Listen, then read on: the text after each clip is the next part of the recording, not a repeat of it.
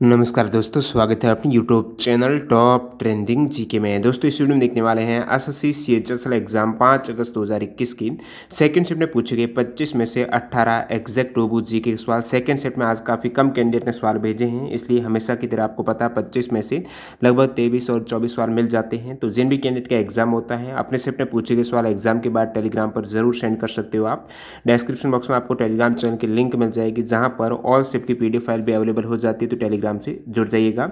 इन सभी कैंडिडेट का बहुत बहुत धन्यवाद जिन्होंने रियल और ऑथेंटिक सवाल है वो टेलीग्राम पर सेंड किए। सेकंड शिफ्ट के सवाल देखें उससे पहले मैं आपको बता दूं, आप किसी भी कॉम्पिटिटिव एग्जाम्स की तैयारी करते हो, अपनी तैयारी को परखने के लिए ऑल इंडिया में क्या रैंक आ सकती है एग्जाम से पहले ही पता करने के लिए, कॉन्फिडेंस लेवल हो गया, टाइम मैनेजमेंट, इन सभी चीज़ों के लिए स्मार्ट वर्क के तौर पर आपको डेली मॉक टेस्ट लगाना बहुत ज़्यादा जरूरी है। मॉक टेस्ट की टेक्स्ट बुक इसलिए बेहतरीन प्लेटफॉर्म है, यहाँ पर आप अनलिमिटेड मॉक टेस्ट सभी एग्जाम्स के एक ही पास के अंतर्गत लगा सकते हो। अभी एक ऑफर चल रहा है जिसमें यदि आप टीटीजी के कूपन कोड यूज़ करते हो तो आपको एक्स्ट्रा 40 रुपये का और डिस्काउंट मिल जाएगा टीटीजी के कूपन कोड से।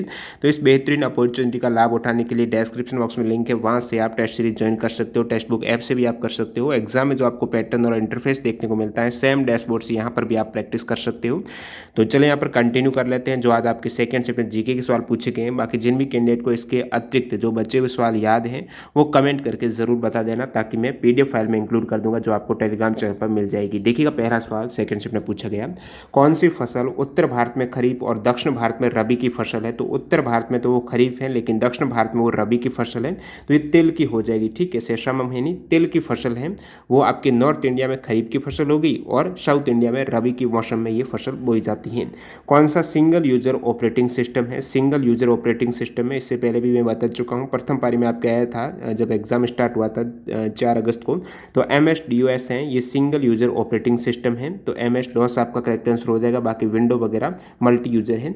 अगला सवाल दिखेगा, केबुल लामजाओ नेशनल पार्क कहाँ पर है। बहुत बार एग्जाम में रिपीट करता है टीसीएस, जो केबुल लामजाओ नेशनल पार्क पूछ लेता है।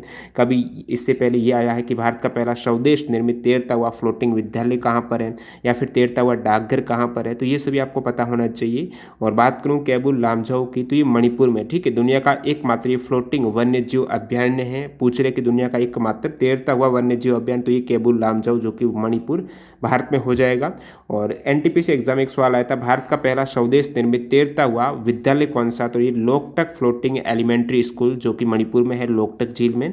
विश्व का एकमात्र तैरता हुआ डाकघर है, ये श्रीनगर में डल झील में मिलेगा आपको, विश्व का एकमात्र तैरता हुआ डाकघर है।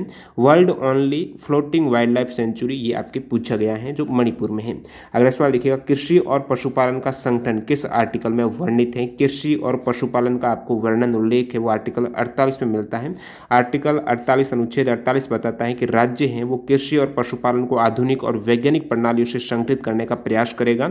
48A आर्टिकल भी है जिसके अंतर्गत क्या वर्णन है, पर्यावरण की सुरक्षा और सुधार और वन और वन्य जीवों की सुरक्षा है। ये आर्टिकल 48A जो एग्जाम में पूछा जाता है, पर्यावरण और वन वन्य जीव की सुरक्षा से संबंधित है 48A, और कृषि और पशुपालन से है आर्टिकल 48। अगला सवाल देखिएगा, रक्त परिसंचरण की खोज किसने की थी।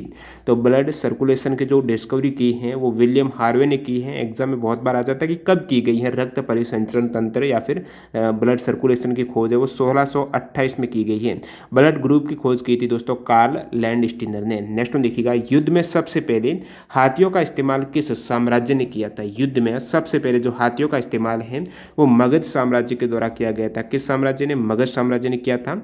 और जो मौर्य हैं वो युद्ध में हाथियों का उपयोग करने वाले पहले व्यक्ति थे। मगध की राजधानी आपको पूछ रहे तो आप कहेंगे राजगृह है, गिरिव्रज भी कहा जाता है। इसके बाद वो मूव कर गई थी पाटलिपुत्र जो कि वर्तमान में पटना में हो जाएगी। तो ये मगध जो साम्राज्य है इनके द्वारा पहली बार युद्ध में हाथियों का प्रयोग किया गया था। अगला सवाल देखिएगा, डीआरडीओ ने किसके साथ मिलकर अश्मी एक सब मशीन गन को विकसित किया है। तो एक पिस्टल है अश्मी, इसको डीआरडीओ ने किसके साथ मिलकर विकसित किया है। तो इंडियन आर्मी और डीआरडीओ ने ये जो अश्मी पिस्तौल है जनवरी 2021 में विकसित किए। ये स्वदेशी मशीन है, अश्मी भारत की 9 mm की पहली स्वदेशी मशीन पिस्तौल है। पिस्तौल का नाम अश्मी का अर्थ क्या है, अश्मी का अर्थ गर्व, आत्मसम्मान तथा कठिन परिश्रम।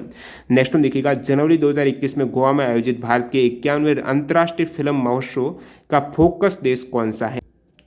तो फोकस इन कंट्री में जो 51वां इंटरनेशनल फिल्म फेस्टिवल हुआ है गोवा में आयोजित अब की बार जनवरी 2021 में, बांग्लादेश है वो अंतर्राष्ट्रीय फिल्म महोत्सव का फोकस देश है। बांग्लादेश है, 4 मूवी थी बांग्लादेश की।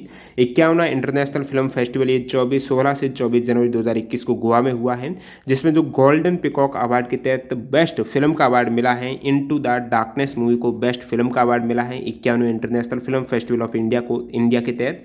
सिल्वर पिकॉक के तहत जो बेस्ट डायरेक्टर का अवार्ड है वो चैन नियन को दिया गया है। बेस्ट एक्टर मेल कैटेगरी में बात करें तो तजू चौहान लियू को दिया गया है। बेस्ट एक्ट्रेस या फिर बेस्ट एक्टर फीमेल में जोफिया सताफीज हो जाएगी। बेस्ट डेब्यू डायरेक्टर कौन है दोस्तों, वो है केशियो पेरेरा डोस सेंटोस है। स्पेशल जूरी अवार्ड है ये दोस्तों दिया गया है कामेन कल्लेव को। फिर मैं बात करूं यहाँ पर ICFT यूनेस्को गांधी मेडल हैं 200 मीटर बाई अमीन नायफ, और लाइफ टाइम अचीवमेंट अवार्ड हैं ये दिया गया है विटेरियो शोटोरारो, और जूरी स्पेशल मेंशन है कृपाल कलिता को दिया गया है। बात करूं Indian film personality of the year का अवार्ड है विश्वजीत चटर्जी को दिया गया है। Indian film personality of the year का अवार्ड है, और इनकी स्थापना कब हुई है 1922 में। ये इंटरनेशनल जो इंडिया फिल्म फेस्टिवल है, international film festival of India है, जिसकी स्थापना शुरुआत है 1952 में की गई है।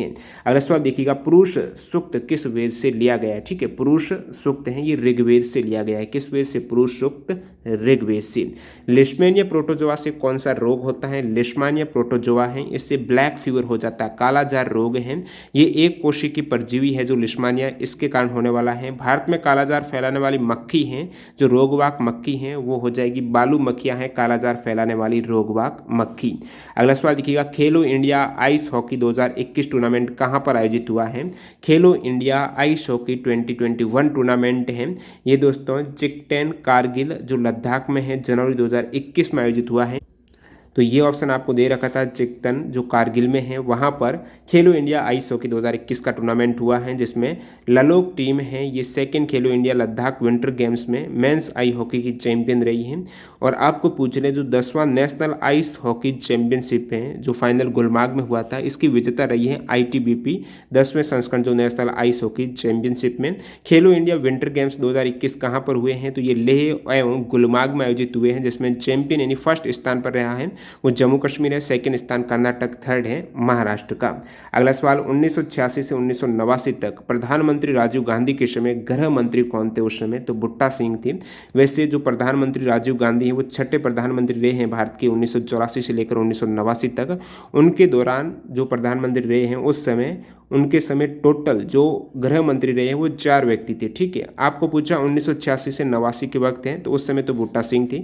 बाकी सबसे पहले कौन थे? तो वो थे दोस्तों S चावन थे जो 1984 से 86 तक रहे हैं। फिर 85 से बीच में ये भी रहे थे अरुण नेहरू, और फिर PV नरसिम्हा राव भी रहे थे, 86 में ही रहे थे ये मार्च और मई में। लास्ट में ये बुट्टा सिंह रहे थे।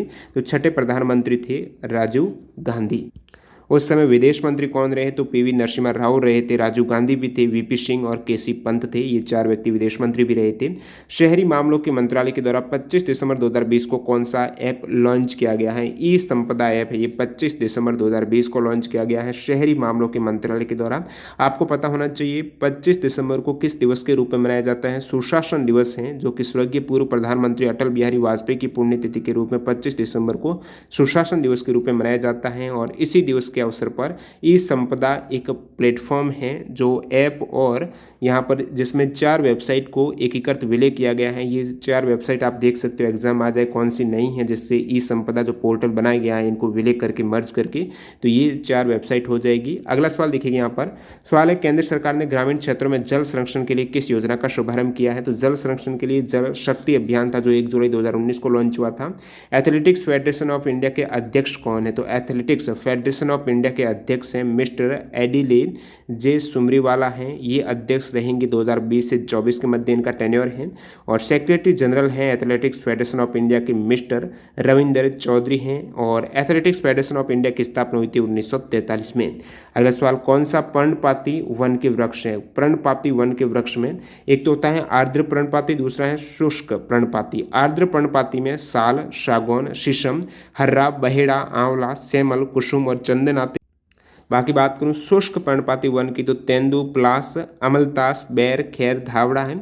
जो पर्णपाती वन है इनसे बहुत बार एग्जाम में सवाल पूछे जाते हैं। आपकी एनटीपीसी में आया था कि सागौन और शाल हैं ये किस प्रकार के वन है, तो आप कहेंगे पर्णपाती वन है। पर्णपाती में भी ये आर्द्र पर्णपाती हैं, साल, सागौन, शीशम वगैरह। और शुष्क है तेंदु, पलाश, अमलतास, बैल, खैर, धावड़ा। उष्ण कटिबंधीय कांटेदार वन में बबूल, बैर, खजूर, नीम, खैर, खेजड़ी, पलाश, घास है। ये उष्ण कटिबंधीय कांटेदार वन है। उष्ण कटिबंधीय सदाबहार या फिर अर्ध सदाबहार वन में रोजवुड है, महुंगनी, एनी, एबनी, ये उष्ण कटिबंधीय सदाबहार है। 2 सवाल में इसमें भी डाउट है कि बजट में कौन से बजट का पूछा गया है, अब की बार का या फिर 2020 का। बजट में 9% आवंटन हुआ है, वो किस क्षेत्र को गया है। एक हाइट का मेजरमेंट किससे किया जाता है, कौन सी किसकी हाइट पूछी थी, ये भी स्पष्ट नहीं है। बाकी बचे हुए 7 और क्वेश्चन हैं वो भी कमेंट करके आप बता सकते हो। जो भी क्वेश्चन आपको याद आ रहा है सेकंड शिफ्ट में पूछा है, मैं पीडीएफ में उसको इंक्लूड कर दूंगा और आपकी थर्ड शिफ्ट आएगी उस वीडियो में भी उसको मैं शामिल कर दूंगा, ताकि जो भी आपके मिस हो गए सवाल वो भी कवर हो जाएंगे। वीडियो पूरा देखने के लिए आपका बहुत बहुत धन्यवाद। मिलते हैं थर्ड शिफ्ट के वीडियो के साथ। वंदे मातरम, जय हिंद।